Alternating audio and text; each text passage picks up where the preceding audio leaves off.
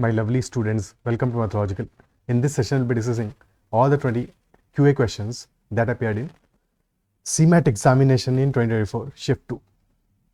Start karte hain session, and if you have not already subscribed to our channel and you're liking the content, then subscribe to our channel as well as press the bell icon. You can also message me on Telegram at ADITYAKT or join the Telegram channel Mathological.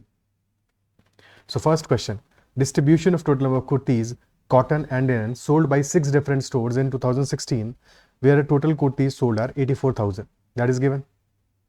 And distribution of those kurtis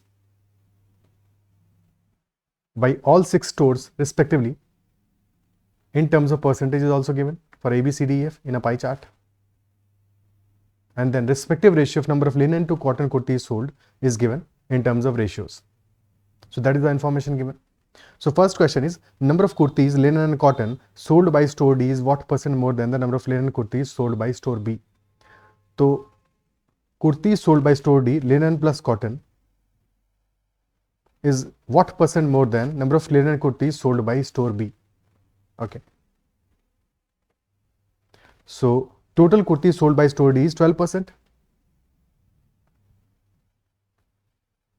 And linen kurti sold by store B कितना होगा? Store B का total kurtis is 22% and linen and cotton kurtis का ratio is 5:6. If total is 11 because 5 + 6 हो गया 11, so out of 11 5 kurtis will be linen kurtis. तो 5/11 will be linen kurtis out of total 22% into 5/11. This will be linen kurtis. 11 2s are 22. So 2 into 5 it becomes 10%. So 10% of total is linen kurtis sold by B. And 12% of total is linen and cotton kurtis sold by store D. तो कितना ज़्यादा है? This is 2% more. Basically, comparative terms में बात कर रहे हैं. ठीक है, so 10 units है, ये 12 units है. परसेंटेज में एक्चुअल वैल्यू कितना आ रहा है निकालने की जरूरत नहीं. रेशियो देख लो, तो रेशियो आ रहा है हमारा 6:5 का. 6:5 का रेशियो आ रहा है, तो 1 ज़्यादा है. And 1 on the base of 5, base 5 है, बिकॉज क्वेश्चन पूछा है linen kurtis store sold by store B से कितना ज्यादा है, तो 5 से 1 ज्यादा है, यानी कि 20% ज्यादा हो गया. 20% will be the answer, option C. Okay, because actual में तो नंबर्स है ना. ठीक है, so 2/10 answer will be 20%. Is that clear? Okay, next question. What is the difference between average number of kurtis, linen kurtis sold by stores D and E together and average number of cotton kurtis sold by the same stores together? So store D and store E. Store D का total distribution is 12%. For store E this is 28%. And we have to find out average of linen kurtis sold by stores D and E together. So for D, 5:3 is the ratio of linen cotton kurtis. So total, if that is 8, so 5/8 will be linen kurtis. ठीक है, so 12% into 5/8. This will be percentage of linen kurtis from store D. Similarly, from store E, ratio is 4:3, total is 7. So 4/7 will be linen kurtis or 28%. So 28% into 4/7. And average के लिए will be dividing by 2 because there are 2 values. So this is average of average number of linen kurtis sold, percentage value आ गया. ठीक है, minus 12% into 3/8. 5/8 थी linen kurtis, cotton kurtis are 3/8 plus 28% into 3/7. 4/7 था, value आ गया 3/7. Okay, is that clear? Divided by 2. So ये value क्या आ जाएगा? This will be 12% into 2/8. 12% by 4, 3%, plus 28% into 1/7, which will be 4%. This divided by 2. So that will be 3.5%.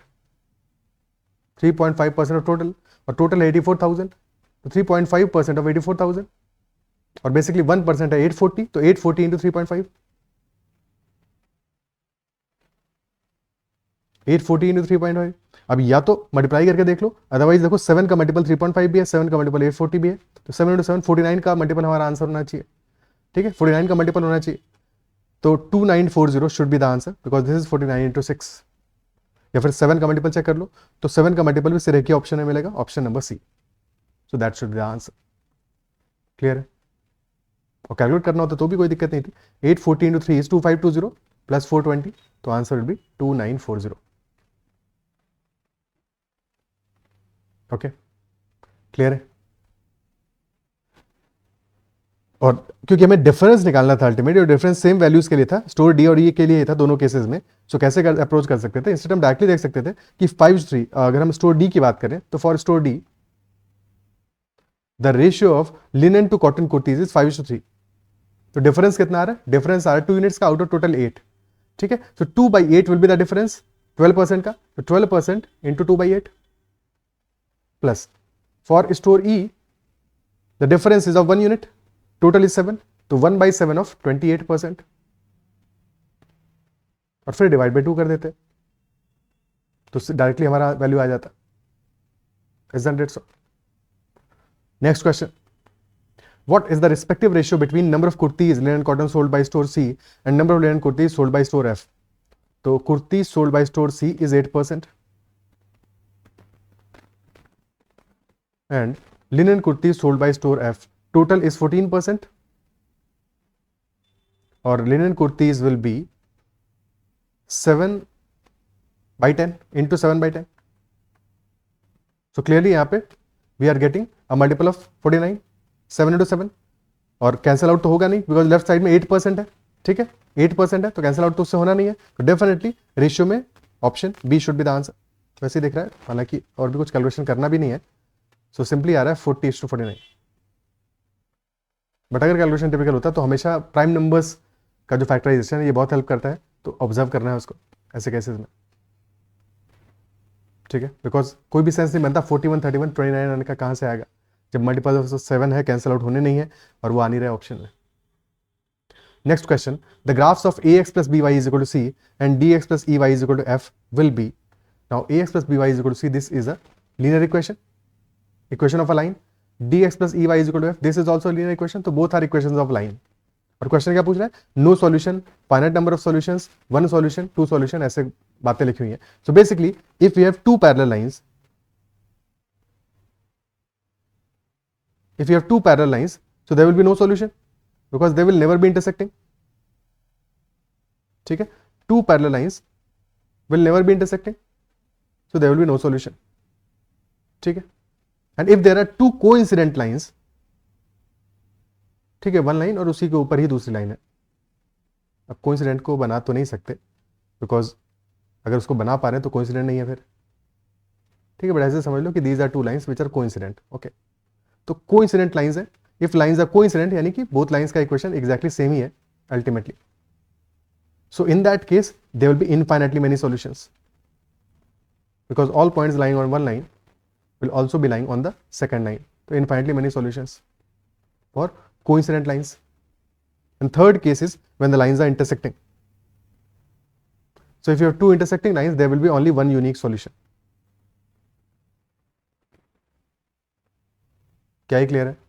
तो हमारे 3 ही cases बनेंगे. Either there will be no solution in case of parallel lines, or there will be infinitely many if the lines are coincident, or 1 unique solution if lines are intersecting.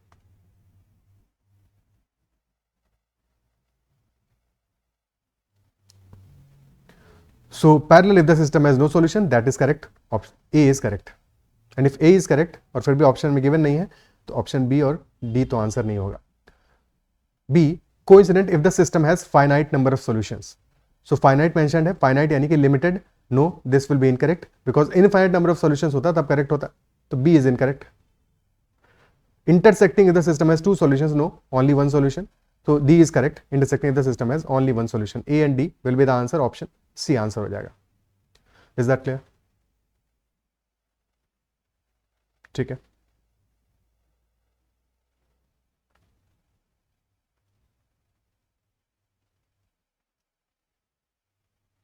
And in general, if our equation is AX plus BY is equal to C and DX plus EY is equal to F, and if the ratio A by D is equal to B by E is equal to C by F, ठीक है, यानी कि both lines का equation same ही है, बस factor का फर्क है.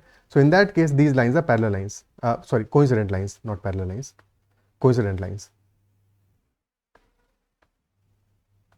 बिकॉज सब कुछ सेम है इसमें. Coincident lines, so infinitely many solutions. Second case is A by D is equal to B by E, but this is not equal to C by F. This is not equal to C by F. In that case, क्योंकि A by D is equal to B by E, यानी कि slope equal है, slope same है, तभी तो x और y coefficients का ratio same आ रहा है. तो स्लोप सेम है यानी कि लाइंस का स्लोप सेम है, यानी कि lines are parallel, but they are not coincident because this is not equal to C by F. तो these lines are parallel, and parallel implies that there will be no solution. And third case is when A by D is not equal to B by E. In that case, lines are intersecting because slope he same नहीं है उनका. If slope is not same, तो slope different है, cross करेंगे, so there will be one solution. Next question, a container is filled with liquid, 6 parts of which are water and 10 parts are milk. तो water और milk का ratio is 6:10. 6 part is water and 10 part is milk. How much of the mixture must be drawn off and replaced with water so that the mixture may be half water and half milk?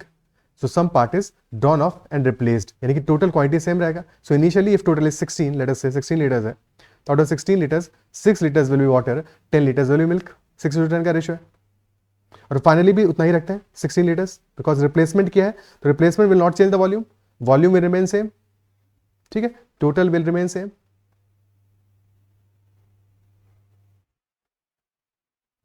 So if total is same and question is saying mixture may be half milk, half water, so आधा आधा हो जाएगा. Out of 16 liters, 8 liters will be water and 8 liters will be milk. So both are equal now. Isn't it so? So in any such case, whenever we have a replacement wala case, so in replacement always focus on the quantity that is not being added because we are adding water. Replace किससे कर रहे हैं? Water से replace कर रहे हैं. So water को तो further हम add करेंगे, remove भी करेंगे और फिर add भी करेंगे. Isn't it so? But milk को हम add नहीं करेंगे. So initially in 16 liters there was 10 liters milk. There was 10 liters milk. ठीक है, but finally milk कितना है? 8 liters है. And why the milk quantity has reduced? This has reduced because we have replaced some part. Replacement के लिए पहले draw off किया है, तो जितना draw off किया होगा उतना ही reduce होगा. ठीक है, बिकॉज उतना ही मिल्क हमने ड्रॉ ऑफ किया है, ऐड तो मिल्क किया नहीं है. सो कितना ड्रॉ ऑफ किया होगा? Out of 10 litres 8 litres is remaining, so we must have drawn off 2 litres milk. ठीक है, और जितना मिल्क ड्रॉ किया होगा उसी प्रपोर्शन में वाटर भी ड्रॉ ऑफ किया होगा. इजंट इट सो? तो 2 litres is 1/5 of total solution, 1/5 of milk. तो 1/5 ऑफ टोटल सॉल्यूशन को हमने रिप्लेस किया होगा. क्या ये क्लियर है? Because 2 liters milk has reduced from the initial 10 liters, so 1/5 must have reduced, so 1/5 must have been drawn off. Option C will be the answer. क्या ये पार्ट समझ में आता है? Is this clear? ठीक है, ऐसा एग्जांपल समझो. लेट अस से we had 6 liters and 10 liters initially, 16 liters में. ठीक है, एक दूसरा एग्जांपल लेते हैं between water and milk. So in that case let us say कि 1/4 सॉल्यूशन हमने रिमूव किया. So 1/4 will be 4 liters. Same proportion remove होगा, वाटर भी 1/4 रिमूव हो जाएगा. So water will become -1.5 litre, यानी कि 4.5 लीटर्स हो जाएगा. And milk will also be removed, 1/4 of total milk, 10 - 2.5, तो 7.5 लीटर्स बच जाएगा. सो 4 लीटर्स रिमूव कर दिया हमने, बचा हमारे पास 12 litres. Out of 12 litres 4.5 will be water and 7.5 will be milk. Now we are adding, basically replacing, replace किया है, तो अगर ऐड करेंगे कितना, जितना रिमूव किया उतना ही ऐड करेंगे वाटर. तो प्लस 4 लीटर्स हमने वाटर ऐड किया. Now the quantity will be 8.5 litres water and 7.5 litres milk. But observe करो इनिशियल कंडीशन और फाइनल कंडीशन को. तो इनिशियल कंडीशन में water milk was 10 litres and finally milk is 7.5 litres. So there is a reduction of 2.5. क्यों हुआ है? Because only in this phase, और तो मिल्क ऐड नहीं हुआ. ठीक है, वाटर को ऐड किया तो वाटर पे कंपैरिजन नहीं कर सकते, बट मिल्क में कंपैरिजन किया जा सकता है. ये 10 लीटर्स से वैल्यू हो गया है हमारा 7.5 लीटर्स. Isn't it so? 2.5 का रिडक्शन हुआ है. ठीक है, 2.5 यानी 1/4 का रिडक्शन हुआ है, तो we must have replaced 1/4 part of the mixture. क्या ये पार्ट क्लियर है? ठीक है, एक तो ये तरीका हो गया. सेकंड वे इज कि एलिगेशन अप्लाई कर लो. एलिगेशन अप्लाई कर लो कि we have 2 mixtures. First mixture है हमारा 6 पार्ट वाटर 10 पार्ट मिल्क, यानी कि टोटल अगर हम मिल्क में एलिगेशन करते हैं तो बेसिकली मिल्क इज 10/16, 10/10 + 6, तो 10/16 हो गया इनिशियल वाले में. और we are replacing with water, क्योंकि वाटर ऐड कर रहे हैं मिक्स करते टाइम पे. तो वाटर में तो मिल्क कितना है? 0 है, मिल्क 0 है, और इफेक्टिवली मिल्क हमारा बन जा रहा है 1/2. Apply alligation. ठीक है, सो 10/16 है, इसको भी कर दो 1/2 इंटू 8/8 यानी 8/16 हो जाएगा, ठीक है, दिस विल बिकम 8/16। तो 10 में से 8 रिड्यूस करोगे बचेगा 2 और 8 में से 0 बचेगा 8, ठीक है, चाहे तो बाई 16 लिखो, अल्टीमेटली रेशियो में तो बचेगा नहीं, तो 8:2 यानी कि 4:1 should be the ratio of two quantities being mixed, यानी कि 4 part will be initial mixture and 1 part will be water.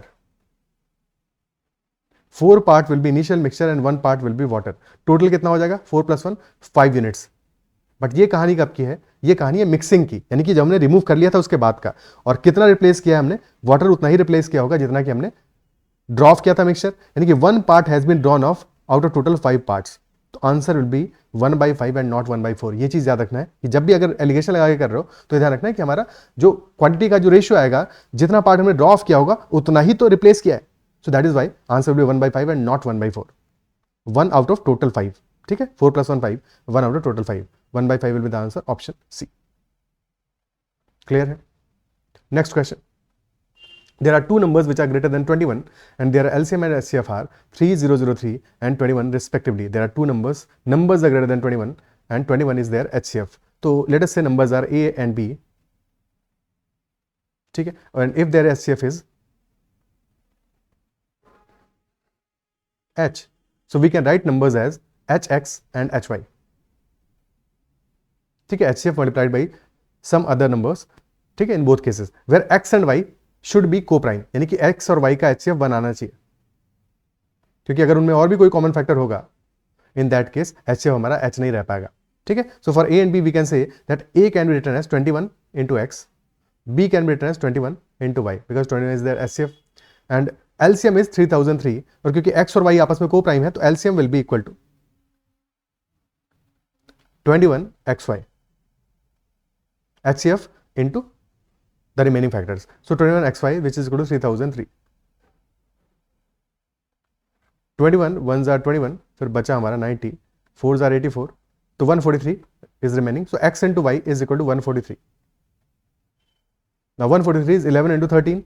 So x into y can be 1 into 143 और 11 into 13. दो केसेस बनेंगे, बट क्वेश्चन स्पेसिफिकली कह रहा है कि our numbers are greater than 21.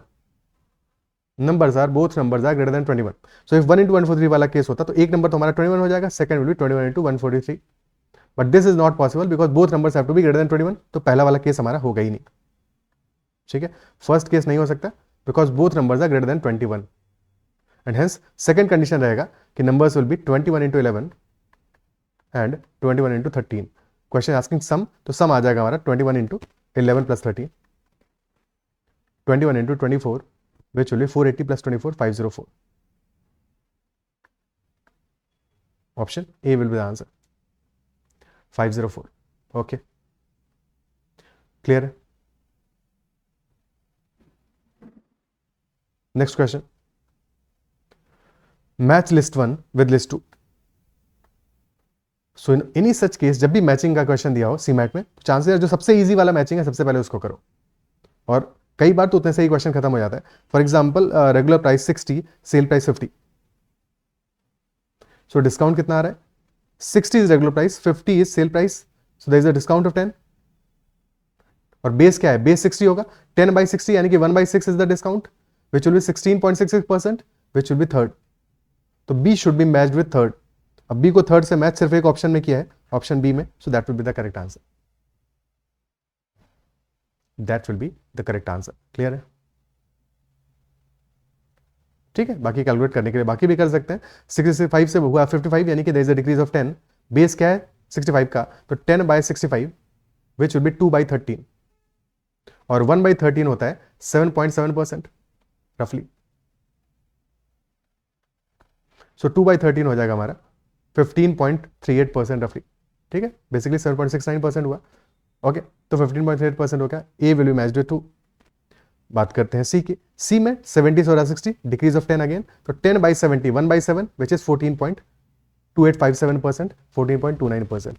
Okay, D में 75 से हो रहा है 65, तो 10/75 विच इज 2/15 एंड 1/15 इज 6.66% या 6.67%, तो 2/15 हो जाएगा 13.33%, double of that.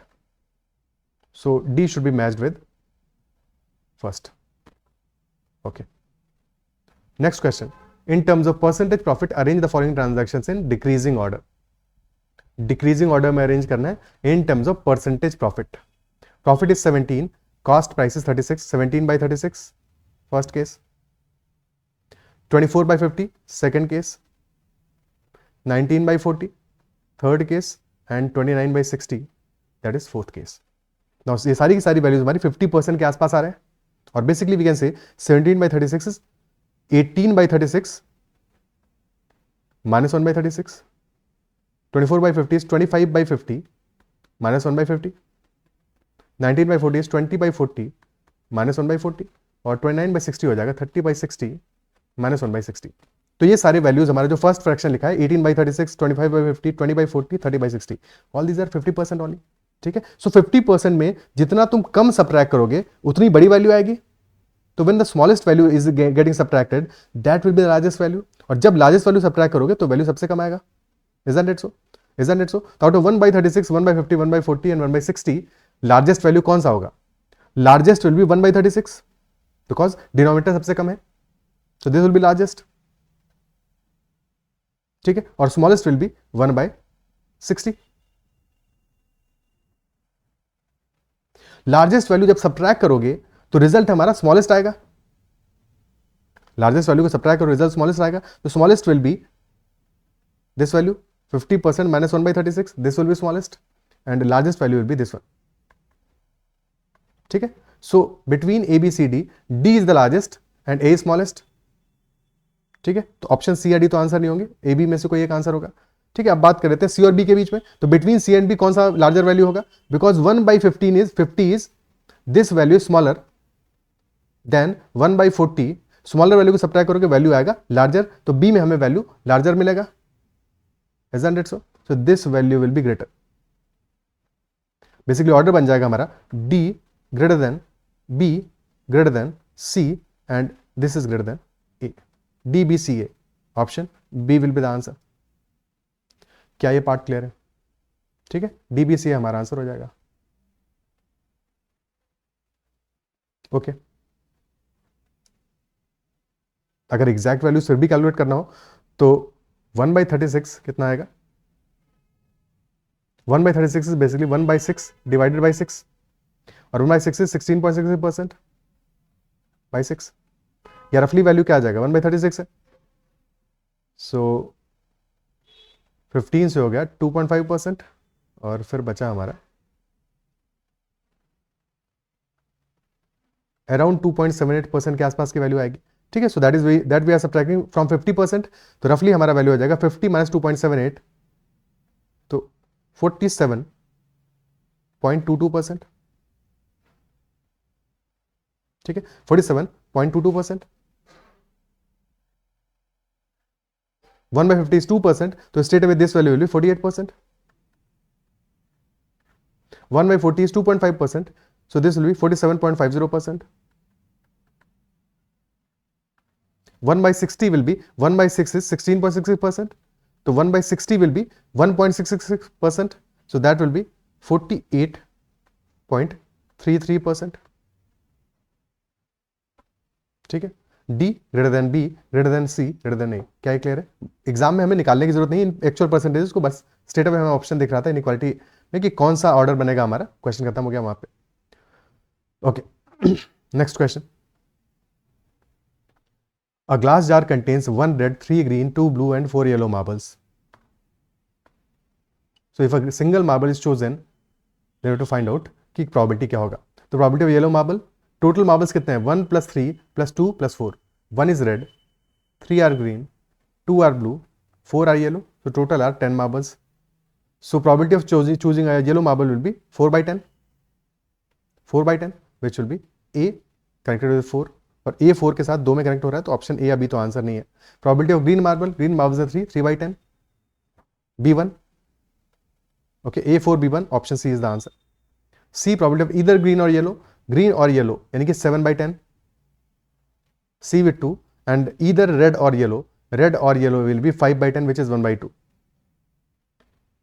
Okay, clear है? Next question. ice cream completely filled in a cylinder of diameter 35 cm and height 32 cm is to be served by completely filling identical disposable cones of diameter 4 cm and height 7 cm. Maximum number of cones that can be used in this way कितने होंगे? So volume of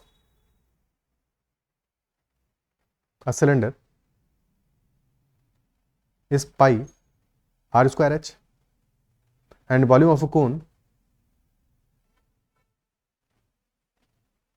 is 1/3 of that 1/3 pi r square h. Isn't it so? ठीक है, सो calculate करते हैं, volume निकाल लेते हैं. Total ice cream का वॉल्यूम कितना है? That will be volume of the cylinder and volume of the cylinder is pi into radius. Diameter is 35, तो radius will be 35/2. 35/2 whole squared which is 35/2 multiplied by 35/2 into h which is 32. So this is total volume, total ice cream. अब मान लेते हैं कि n number of cones can be filled in this way. ठीक है, so n times volume of one cone, और one cone का volume क्या आ जाएगा? 1/3 into pi into radius of the cone which is diameter again given हमें 4, diameter 4 है तो radius will be 2, तो r square which will be 2 square into height is 7. और सारे डायमेंशंस भी ध्यान देना है लास्ट में कि सेंटीमीटर में ही सब कुछ. ठीक है, अगर कुछ सेंटीमीटर के बजाय मीटर में होता है या कुछ और डेसीमीटर में होता तो उन चीज़ों को भी उस हिसाब से एडजस्ट करते. पाई से पाई सबसे पहले कैंसिल कर दो. ठीक है, इसके बाद में 2 × 2 4 बच गया 8, 4 से कैंसिल किया, यहाँ बच गया 2, 7 को उड़ाया 5 बचेगा. ठीक है, हो गया सिंप्लीफिकेशन. तो 5 × 2 इज 10, 10 × 35 350. सो एन, और फिर 3 को भी इधर लेके आ जाओगे, so N will be equal to 350 × 3, so that will be 1050.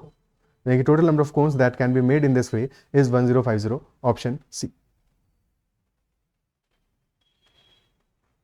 ठीक है, option C will be the answer. Next question. 3 men and 18 women together take 2 days to complete a piece of work. How many days will 9 women alone take to complete the same piece of work if 6 men alone can complete the piece of work in 3 days? So 3 men plus 18 women are completing the work in 2 days. 3 men plus 18 women 2 days में complete कर रहे हैं. Same work can be completed by 6 men in 3 days.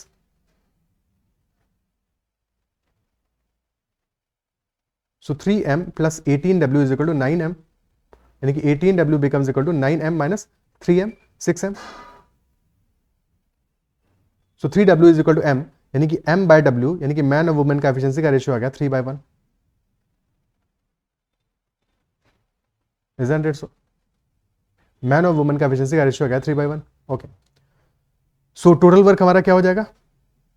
Total work will be equal to 6 man are completing in 3 days, और एक man की efficiency 3 units मान लो, man की efficiency 3 मान लो और वुमेन की 1 मान लो.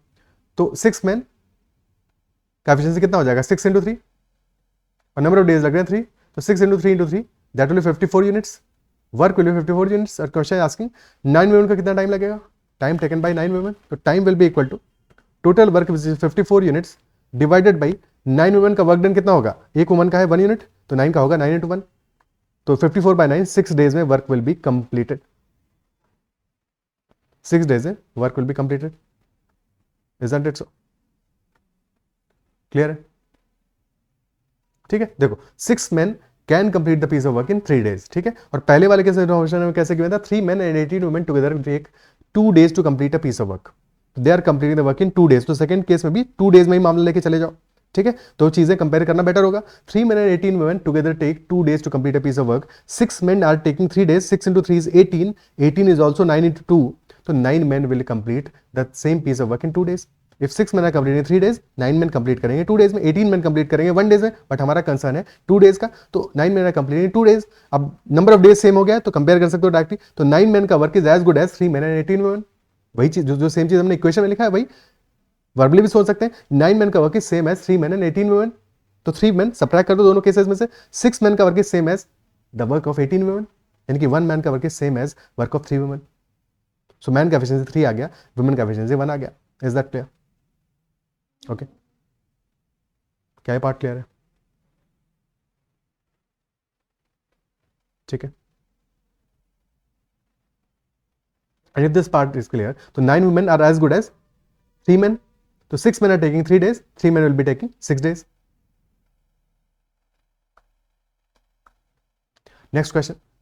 Statement 1. If two chords x, y and zt of a circle intersect internally at point P, then Px into Py is equal to Pz into Pt.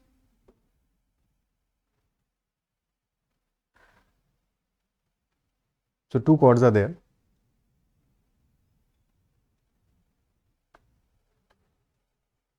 X, y and zt. And question is saying Px into Py is equal to Pz into Pt. So that is correct because ये तो simple हमारा intersecting chords theorem ही है, ये same बात कहता है. तो statement 1 is absolutely correct. Px into Py is equal to Pz into Pt. Second statement, if two chords are intersecting, then Pxz and Pty are similar triangles. So if we connect x and z and also connect t and y, so ये हमारे क्या है, chords हो जाएगा x y and chord, ठीक है, x y and x z and t y, these will be chords. Okay, ये तो chords हो गए हमारे. एडिशनली अब ऑब्जर्व करो कि these are opposite vertical angles, so these will be equal. ठीक है, these angles will be equal. Similarly, now zxy, this angle and zty, these angles will also be equal because they are being made by same chord zy same chord बना रहा है और same side पे बनने वाले angles हैं, तो these will be equal, isn't it so? ठीक है. Similarly X Z P, this angle, this will be equal to X Y T और P Y T because again same logic, X T chord दोनों angles बना रहा है on the same side, so they will also be equal. ठीक है, so तीन angles हमारे, all the angles are equal, तो ए से the triangles are similar, so that is also correct. Statement 2 भी करेक्ट हो गया, both statement are correct. Okay, so option A will be the answer. In fact by the similarity of triangle ही तो हम prove करते हैं कि P X into P Y is equal to P Z into P T, because triangle similar हो गए. ठीक है, so P X upon P T, this will be equal to P Z upon P Y. Cross multiply कर दोगे, result आ जाएगा कि P X into P Y is equal to P Z into P T.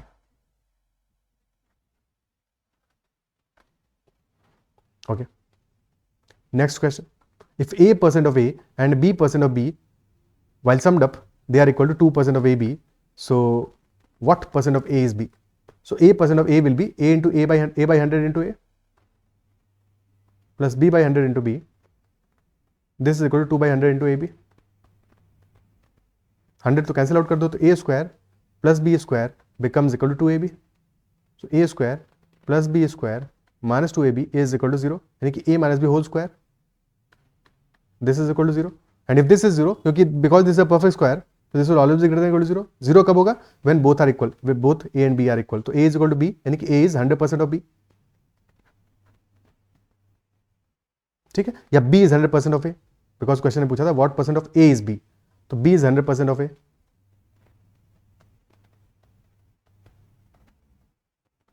Okay, because यहाँ पे तो equal थे तो कोई दिक्कत नहीं हुआ, but otherwise language is very important कि बी को ए के टर्म्स में पूछा है या ए को बी के टर्म्स में पूछा है, दोनों में आंसर डिफरेंट होगा.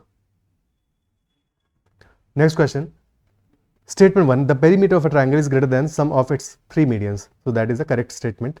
Perimeter of a triangle is greater than the sum of its 3 medians. ठीक है. Second statement, in any triangle ABC, if D is any point on BC, then AB plus BC plus CA is greater than 2 times AD.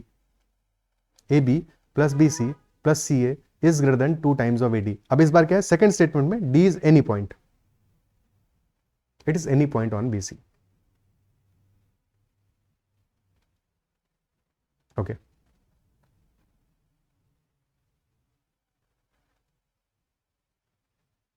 So let us form a random triangle. ABC and D is any point. So this is AD. ठीक है, this is AD. Now triangle का property क्या होता है कि इन any triangle if you are forming a triangle, let us say sides are A, B and C, then sum of two sides will always be greater than the third side. ठीक है, A plus B will be greater than C, B plus C will be greater than A, C plus A will be greater than B.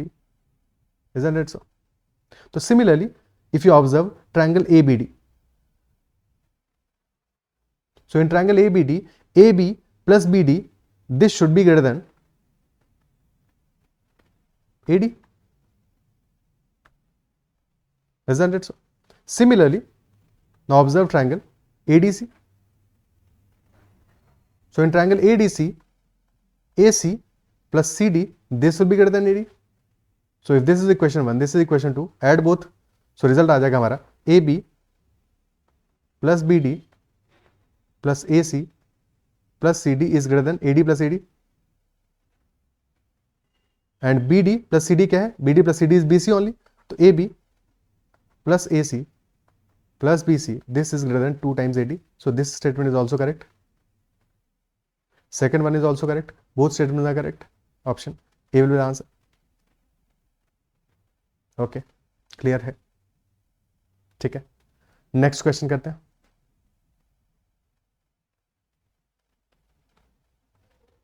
A player can take a maximum of 4 chances to hit a bottle with a flying disc.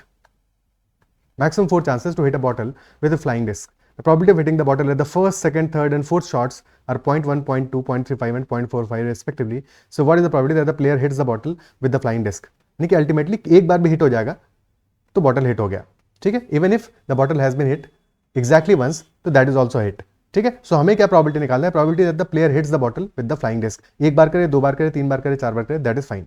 ठीक है, so our probability should be 1 total probability minus probability when no hit is there. क्योंकि no hit वाले probability को subtract कर दोगे तो हमें सारे केसेस मिल जाएंगे, whether 1 hit is there, 2 hit is there, 3 hits are there और 4 हिट्स आर देयर. तो सारे केसेस हमें मिल जाएंगे. 1 में से नो हिट वाली प्रॉबिलिटी को सब्ट्रैक्ट कर दो. और नो हिट कब मिलेगा? जब ना फर्स्ट शॉट हिट हो, ना सेकंड शॉट हिट हो, ना थर्ड शॉट हिट हो, ना फोर्थ शॉट हिट हो. तो all 4 shots should be missed. ठीक है, so that will be equal to 1 minus first shot hitting probability है 0.1, तो मिसिंग प्रॉबिलिटी भी 1 माइनस 0.1. ठीक है, मिसिंग प्रॉबिलिटी भी 1 माइनस 0.1. तो probability of missing first shot, this will be 1 minus 0.1, that is 0.9. Second shot missing 0.8 by the same logic. Third shot missing 0.65 and fourth shot missing 0.55. Now let us calculate this value first. ये approximately कितना आएगा? फिर 1 से subtract करेंगे. So 0.9 into 0.8, 9 8 is 72, तो 0.72. ठीक है, then 0.65 into 0.55, फिर रफली कितना आएगा हमारा? 6 5 30, तो अराउंड 35 के आसपास का वैल्यू आएगा. ठीक है, रफली 0.35 के आसपास. देखो 0.65 है इंटू 0.55, तो 50% कर लो 0.65 का. एग्जैक्ट वैल्यू हमें नहीं चाहिए क्योंकि ऑप्शंस के हिसाब से हम इजीली अगर हम इसको कर लें, दिस इज लेट अस से 0.35. ठीक है, सो 7 3 ये रफली हमारा कितना आएगा? This will 35% of 72. ठीक है, 35% ऑफ 72, 30% कितना होगा? 21.6%, 21.6. ठीक है, और फिर 5% और, तो रफली ये हमारा आ जाएगा 25 के आसपास का वैल्यू आ जाएगा, 0.25. 1 माइनस 0.25 विल बी 0.75 के आसपास का value. Option C will be the answer. तो ऑप्शन हमारे दूर दूर है, एग्जैक्ट वैल्यू कैलकुलेट करने की जरूरत नहीं है. अगर जरूरत होता तो क्या करते? 0.65 इंटू 0.55 कर रहे हैं, तो 0.65 इंटू 0.5 प्लस 0.05, तो 50% कितना होगा इसका? 0.325 और फिर 5% दैट विल बी 0.0325. तो वैल्यू आ जाएगा हमारा 0.3575. ठीक है, तो 0.72 इंटू 0.3575 फिर वैल्यू आ जाएगा. अब इसके बाद तो यहां पे आके तो अप्रोक्सीमेट करना ही पड़ेगा. 0.36 मान लो इसको, इंस्टेड ऑफ 0.3575 का 0.36 मान लो. ठीक है, और 36 इंटू 36 हमें पता है 6 to the power 4, that is 1296. ठीक है, मल्टीप्लाई बाय 2 कर रहे हो, तो मल्टीप्लाई बाय 2 कर रहे हो इसको, तो क्या वैल्यू आ जाएगा? 2592. So this value will be 0.2592 and this is also approximate but will be quite close to the actual answer. ठीक है, थोड़ा छोटा ही होगा इससे आंसर. तो क्या क्लियर हो गया कि कैसे हमें कैलकुलेट करना है ऐसे क्वेश्चन में? अप्रोक्सीमेट कर देना है. ठीक है, और ऑप्शंस क्योंकि सफिशिएंटली दूर दूर थे इसलिए बहुत एग्जैक्ट कैलकुलेशन की जरूरत नहीं थी. Next question. A vessel of 160 liters is filled with milk and water. 70% of milk and 30% of water is taken out of the vessel. It is found out that the vessel is vacated by 55%. Then quantity of milk and water in the original mixture क्या होगा? 70% milk निकाल लिया, 30% water निकाल लिया और vessel is vacated by 55%. Simply allegation लगा दो. 70% you have removed milk, 30% you have removed water and total empty कितना हुआ है? 55%. ध्यान ये भी देना है कि vacated by लिखा है या ये लिखा है कि remaining. तो इस केस में वैकेटेड लिखा है, अगर रिमेनिंग लिखा होता तो 100% में सबट्रैक्ट करके निकालते कितना वैकेट हुआ है, कितना रिमूव हुआ है. ठीक है, 55% इज वैकेटेड, तो नेट इज 55%, एवरेज इज 55%. तो 55 minus 30 is 25 and 70 minus 55 is 15. तो रेशियो आ गया हमारा 25:15 यानी 5:3 का रेशियो आ गया. सो मिल्क एंड रिमूव नहीं, सेकंड वाला हमारा वाटर था. So ratio of milk and water is 5:3. Total is 5 plus 3, 8 units, 8 parts, और 8 parts की वैल्यू दी है 160 liters, यानी कि 1 part is 20 liters. And if 1 part is 20 liters, so 5 parts will be 100 liters, milk will be 100 liters, and 6 liters will be water. और ये बात हुई है इनिशियल की. क्वेश्चन क्या पूछ रहा है? ओरिजिनल मिक्सचर में ही पूछ रहा है, तो यस इनिशियली पूछ रहा है, तो answer will B option A only. अगर फाइनल पूछता है तो 70% मिल्क को हमने रिमूव कर दिया है और 30% वाटर को रिमूव कर दिया है, तो माइनस 18 liters. तो फाइनली बचेगा हमारा 30 liters milk and 42 liters water. ठीक है, 30 liters milk and 42 liters water. ये कब का है? ये फाइनल का है. And this is initial.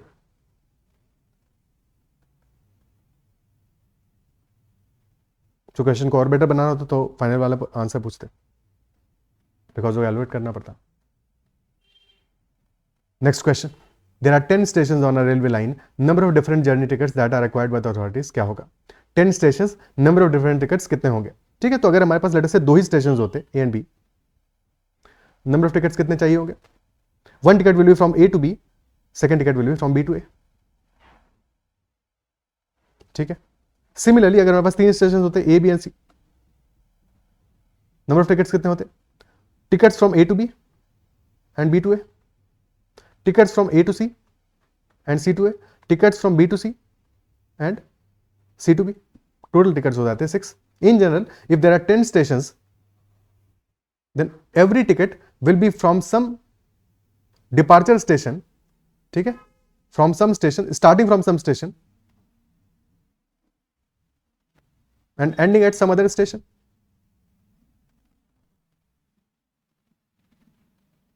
ठीक है, सो टोटल 10 स्टेशन है, तो स्टार्टिंग स्टेशन के लिए चॉइसेस कितनी होंगी? 10 में से कोई भी एक स्टेशन स्टार्टिंग स्टेशन हो सकता है. और फिर क्योंकि जो स्टार्टिंग स्टेशन होगा वो एंड स्टेशन तो नहीं होगा, वहां से किसी और स्टेशन के लिए होगा. अगर उसी स्टेशन से उसी स्टेशन में जाना होगा तो उसके लिए तो प्लेटफॉर्म टिकट है, कहीं उसके लिए तुम ट्रेन का टिकट थोड़ी लोगे. ठीक है, सो स्टार्ट टू एंड कितने जर्नी टिकट्स होंगे? 10. स्टार्ट के लिए ऑप्शन है, एक स्टेशन हमने चूज कर लिया, so 9 options are remaining. 10 into 9, 90 tickets will be there.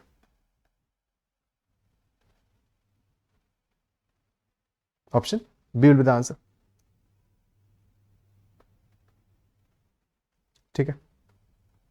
Which two figures will have same area? अब इस क्वेश्चन में आइडियली मेंशन्ड होना चाहिए था कि पाई इज इक्वल 22/7,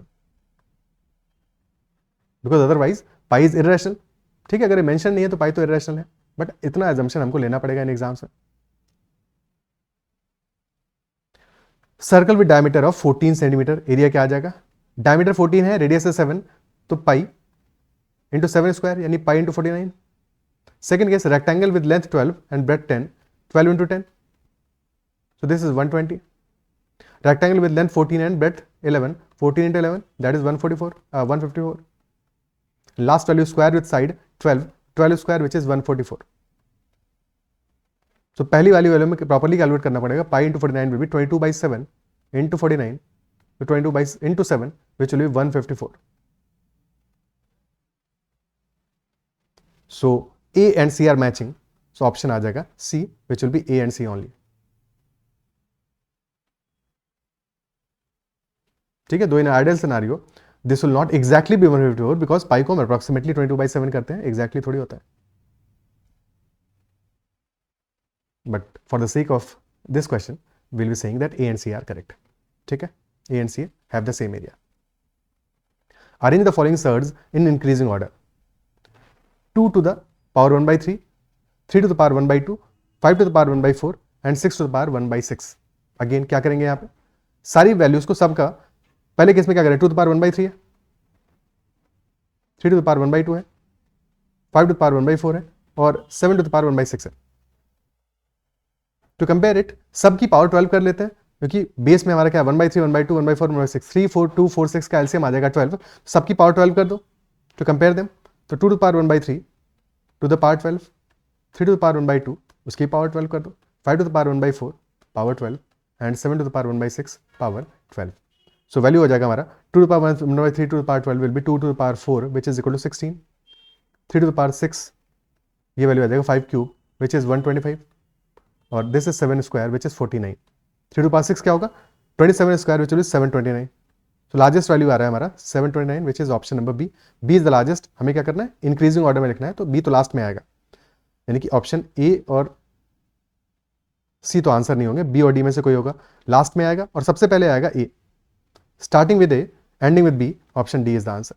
ठीक है, first A is less than D, D is less than C, C is less than B. So correct order will be ADCB.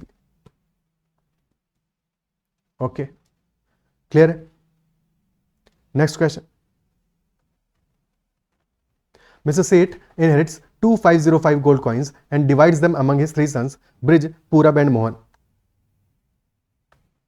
in a certain ratio. Out of the total coins received by each of them, Brij sells 30 coins, Purab donates his 30 coins and Mohan loses 25 coins. Now the ratio of gold coins with them after this all is 46 is to 41 is to 34 respectively. So how many coins did Purab receive from his father?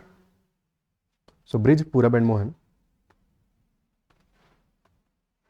Initially कितने coins थे पता नहीं, but bridge sales 30 coins, तो 30 coins कम हो जाएंगे. पूरब donates 30, 30 इसके भी कम हो जाएंगे एंड मोहन लूजेस 25 कॉइन्स, 25 इसके कम हो जाएंगे. इन टोटल कॉइन्स थे 2505 इनिशियली, कितने कम हो गए 30, 30, 25, 85 रिड्यूस्ड हो गए minus 85. तो remaining coins will be 2505 minus 85 which will be 2420 and now the ratio is 46 is to 41 is to 34. so total क्या आ रहा है, total आ रहा है 46 plus 41 87 plus 34, so that is 121. this total is coming out to be 121. so 121 units is equal to 2420, यानी कि 1 unit will be equal to 20. 122 is 242, तो 20 आ गया, 1 unit की वैल्यू 20 आ गई, यानी कि number of coins with bridge will be 46 into 20. हालांकि question में किसके लिए पूछा, पूरब के लिए पूछा, तो पूरब के लिए डायरेक्टली निकाल लेते हैं. 41 into 20 will be 820. But this is after donating 30 coins और क्वेश्चन पूछ रहा है रिसीव फ्रॉम हिज फादर, तो that answer will be 820 plus 30. so 850 will be initial value. Option D will be the answer. अगर ब्रज के लिए पूछा होता value would have been 920 plus 30, 950 initial value. And for Mohan this will be 34 into 20, 680 plus 25 which is 705. okay, clear. so these will be all the solutions for the 20 questions asked in examination. I believe तुम्हें सारे के सारे solutions clear हुए होंगे, किसी भी question में कोई डाउट नहीं रहा होगा. and if there is any doubt whatsoever in any question then feel free to ask in comments about that question. अगर चाहो तो टेलीग्राम मुझे मैसेज भी कर सकते हो ADITYKT for any queries or concerns or questions whatever you have. ठीक है, and if you have liked the session then make sure to hit the like button as well. and if you have not already subscribed to the channel and you like the content then subscribe to the channel as well as press the bell icon. ठीक है, you can also give your feedback and appreciation in the comments. And that's all for this session. Bye bye, take care and keep learning.